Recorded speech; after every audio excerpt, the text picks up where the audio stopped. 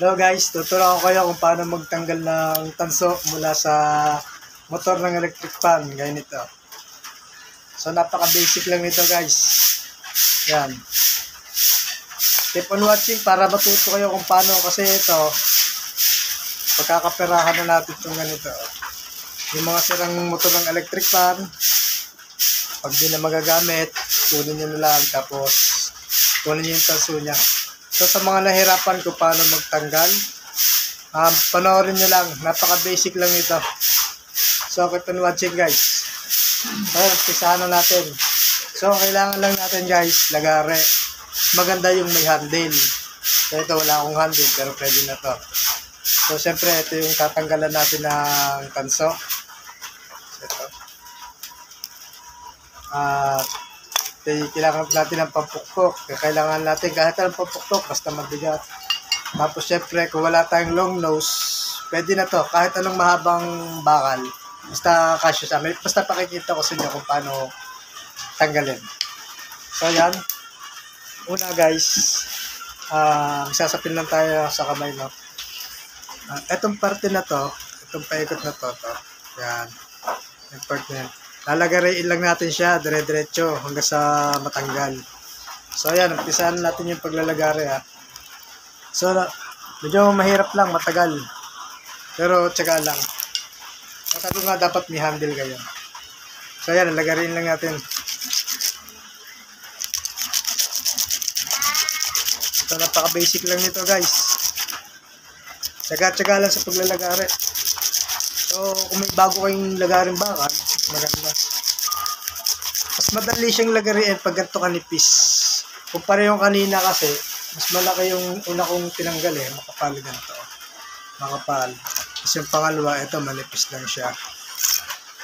Diba makapal? Ito, mahirap to kasi makapal yung tanso niya. Napakatagal lagarin.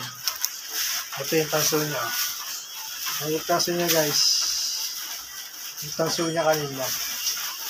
So yan nakakapal tanso. So ito, yan, tanggalin na natin to, lalagariin lang natin. So yan, tuloy na natin guys.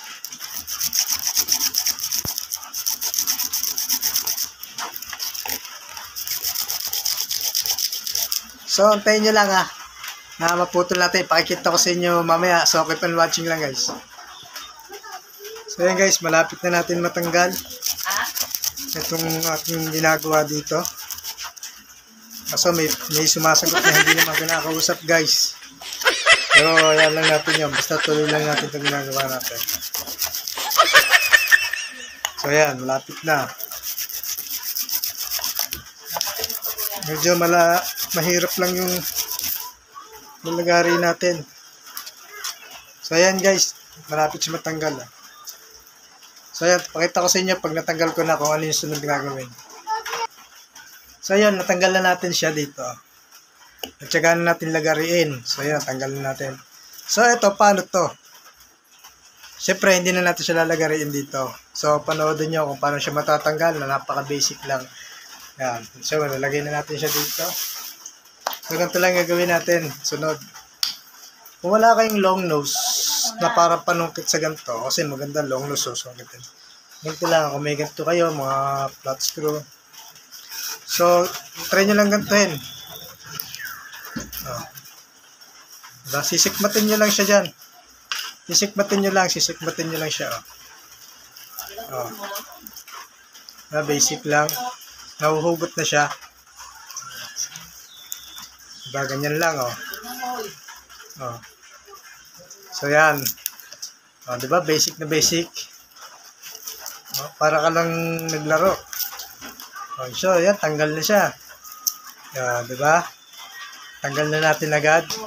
Basic lang. So yan, kung may natutunan kayo sa video na to, huwag nyo kalimutang subscribe yung aking YouTube channel, Sam KBTV channel guys. Tsaka pakipollow din ako sa aking Facebook page na Vlogs TV. So yan, maraming bagay kayo matututunan doon. So yan, kung nakatulong ito, pakishare. Yan, para sa pasalamat nyo, subscribe nyo na po ako sa aking YouTube channel. So hanggang dito na lang guys. Maraming salamat po sa panonood. Ingat po palagi. Bye.